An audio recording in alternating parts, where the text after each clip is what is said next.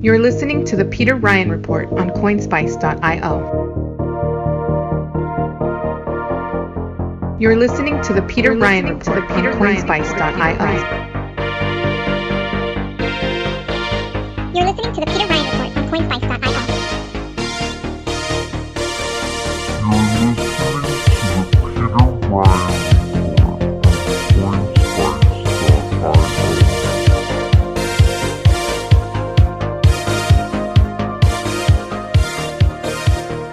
All right, we are back with the Peter Ryan Report on CoinSpice, episode number 5. And this time around, we're going to be discussing forks.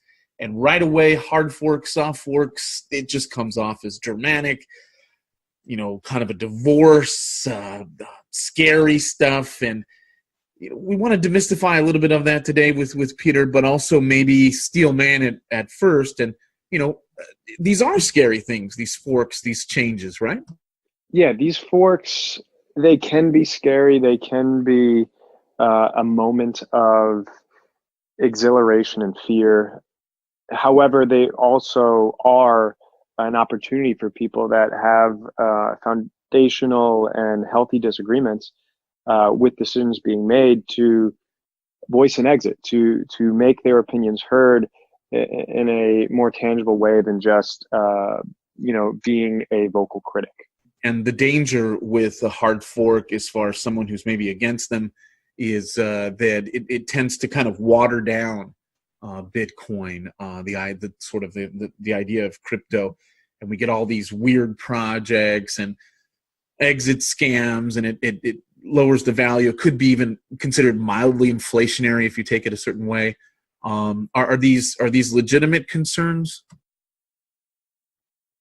Yeah, this is the double-edged sword of forking, that someone can leverage a brand and go out and create some pump and dump opportunity that, whether it is conscious or unconscious in terms of they're outright trying to deceive people, or just the developer community behind the fork really wasn't serious, really doesn't have a long-term commitment, and will ultimately bail on the project, leaving later investors holding bags. And ultimately, when those events happen, it really tarnishes the entire industry brand and can be seen as pretty negative, as well as, just as you mentioned, there's these inflationary effects where, aren't you effectively doubling the money supply? And, that's one way to look at it in terms of a pure technical analysis. But there's really much more going on than just simply units being multiplied. There's really value that's being siphoned off, or split off is a better term, from communities. You're having developers move, you're having business move, you're having a user community move. And so what's ultimately happening is that you're having value split. And even though the native units are getting doubled, the market will decide in terms of the price, what are those units actually valued at. And you can actually see that when forks go on, prices differ. And so ultimately, you could suggest that if forks did not occur, there possibly could be a higher price level on what could be seen as the majority chain by looking at those forks and saying, well, that value would have stayed in that chain. Right. And to be honest with you, someone in 2019 coming into the space brand new, going on a coin market cap or, whatever, these aggregators, with the thousands of different coins out there, I couldn't imagine making heads or tails of, what's legit and what's not. So, I could definitely see that. But for our, tribe, for lack of a better phrase, our side of the cryptocurrency spectrum, we believe we have kind of a slogan almost that goes, forks are freedom. And not only that, but hard forks within the number 4 cryptocurrency in the world, Bitcoin Cash, BCH, hard forks now have become a part of actual software upgrades. So we're really trying to change the perception of them. Exactly. And just to be totally non-biased and non-controversial here. Let's just read, the top definition Wikipedia has for software development forks. And it says, in software engineering, a project fork happens when developers take a copy of source code from one software package and start independent development on it, creating a distinct and separate piece of software. The term often implies not merely a development branch, but also a split in the developer community, a form of schism. Free and open source software is that which, by definition, may be forked from the original development team without prior permission, without violating copyright law. And that is the main definition that is typed out there. And I just want to scroll a little bit down further in the page just to also highlight a very key, sub definition of what's going on here. And that is, in free software, forks often result from a schism over different goals or personality clashes. In a fork, both parties assume nearly identical code bases, but typically only the larger group, or whoever controls the website, will retain the full original name and the associated user community. Thus, there is a reputation penalty associated with forking. The relationship between the different teams can be cordial or very bitter. Yeah, that's a really nice summary. So Bitcoin seems to, I think, a lot of people become ex nihilo, right? It rises out of nothingness, sort of the idea in 2008, 2009. But that's utter balls, right? That's completely false. That it itself is something of a melange, a salad of forks, of bringing together these different ideas and putting forward something new in the way that the fork is. Now, I'm using the term fork there very, very loosely for all the technical people out there going, no. But then Bitcoin sort of establishes itself through its first 5-6 years, through a bunch of different ways. And more people get involved. And then there is, I would say within at least the first 2 or 3, there's something of a tension where, what is this thing going to become? What do we want from it? And this is really where forks sort of take on their significance in our world, right? Yes, and what are these forks to become? And certainly with the Bitcoin Cash fork, the idea of forking took on sort of a new light. It definitely sort of exploded in the the magnitude of what that term meant, and also the acrimony that surrounded it, and which followed other forks. And even though there were forks to Bitcoin prior to that, and ultimately, again, when we're looking at just taking the Bitcoin Cash versus Bitcoin Core fork at hand, because that is really perhaps the most distinctive. When we look at that, again, following that definition, anyone is allowed to fork an open source software project, and it is not against the rules by any means. And if we look at the second definition mentioned, where it talks about different goals, different personality clashes, and it doesn't use the term original. It talks about majority and minority.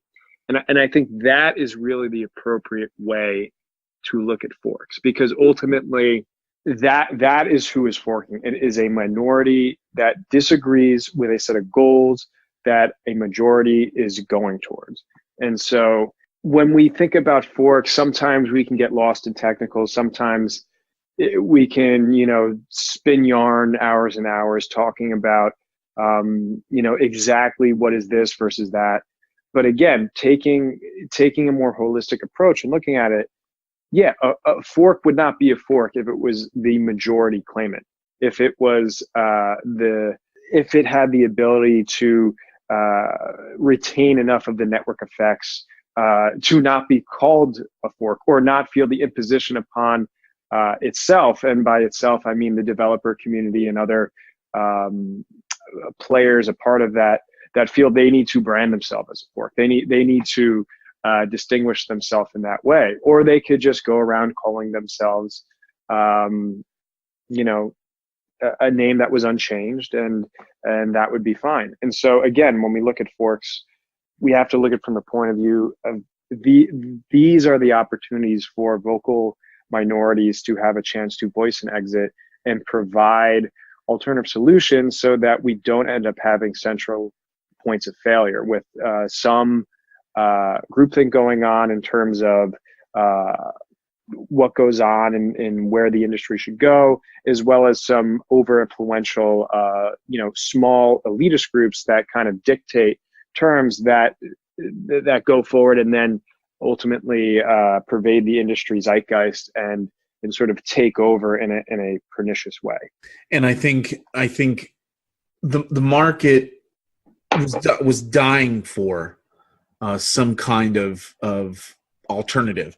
So even though Bitcoin dominance at any one point can be 50, 60%, hovering right around there, 40% is not nothing, right? So it's there's obviously, a market for people wanting alternatives. They have different views of whether it's a medium of exchange versus store of value, unit of account, meta nets, and world computers and smart contracts, and all the variations on the theme that the world Satoshi Nakamoto gave birth to.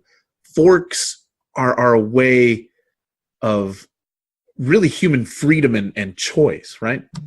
Yes, and it is totally within the bounds of what Satoshi Nakamoto envisioned, and what is the wider ethos pervading open source software that allows people to fork, to have ideas that are different, and try their own project and not be penalized in any way in terms of legal ramifications or or just constraints in terms of like being able to use certain software packages, anything like that. The only penalty there really is the human cost, is the idea that you are deviating. You are someone that is not going along with the tribe, and so you must be unclean in some way. You're unhygienic. So that is really the cost associated with forking, although there can be more friendly forks that go on, even if they don't want to call themselves forks. So let's just look at Litecoin. Right. Clear as day, fork of Bitcoin. However, they took a different route in terms of they didn't brand themselves as Bitcoin. They said we're different. They didn't try to compete with the brand.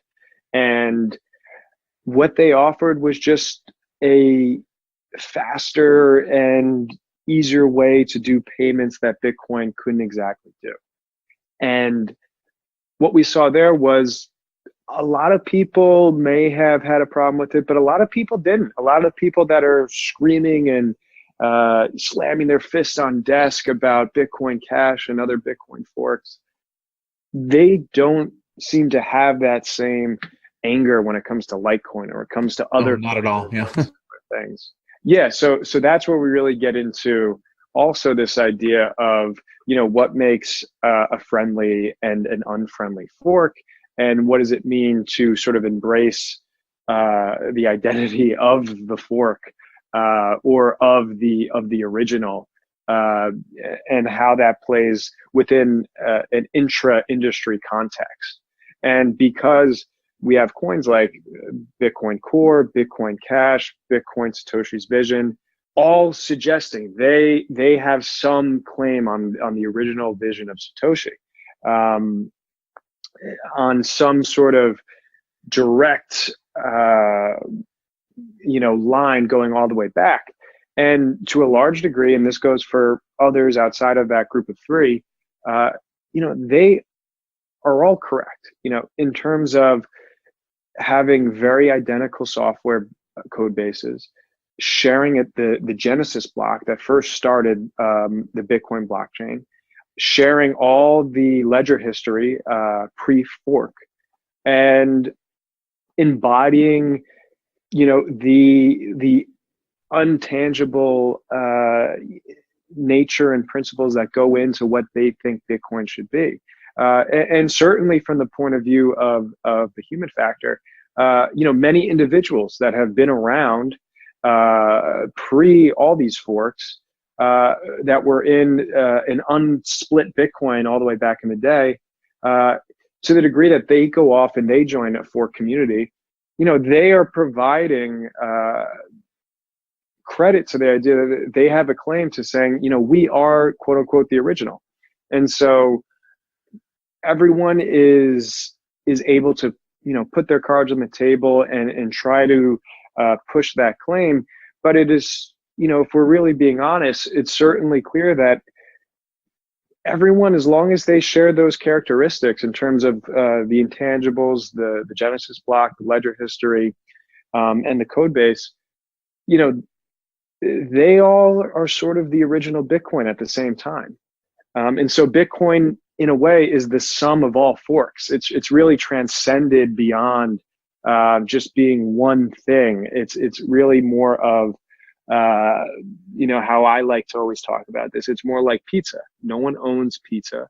There can be thousands of pizzerias all around the world, millions, but no one actually has a copyright or exclusive privilege on, what we define as pizza. And we can look at cheese, tomato, and bread as being the signature pizza that we identify and we're cool with calling pizza.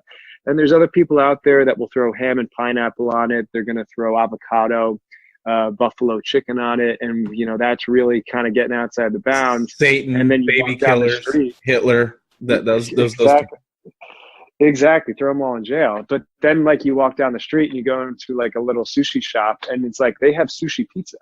And so it's wait a minute, how are you allowed to use the term pizza? You don't even have, dough. You don't, there's no tomatoes here. There's no cheese. This is totally getting outside the bounds. And then you go and you're fine. I got to get out of the sushi place. I'm going back to the pizzeria, and suddenly, you're getting a grandma slice and it's square. And it's wait a minute, I always thought pizzas were round. And so again, this is a silly analogy, but it goes to the point that just like pizza transcended away from being, the exclusive domain of maybe one chef in Italy all the way back in the day, to being this phenomenon and this abstract idea in Plato's cave. This is what happened with Bitcoin, because of how the open source software ethics operate, and because of how the community dynamics occurred, we really created this catch-all term that is Bitcoin, that can't be pinned down to any one chain, without really kind of doing something that is a little, kind of cute, a little tongue-in-cheek, a little bit not telling the entire truth there.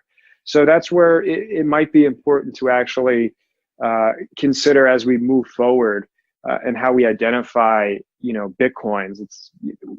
It's sort of necessary to add these second names to them: Bitcoin Cash, Bitcoin Core, Bitcoin SV, Bitcoin Gold, Bitcoin Diamond, Bitcoin Private. We can go down and down the list, but ultimately Bitcoin sushi.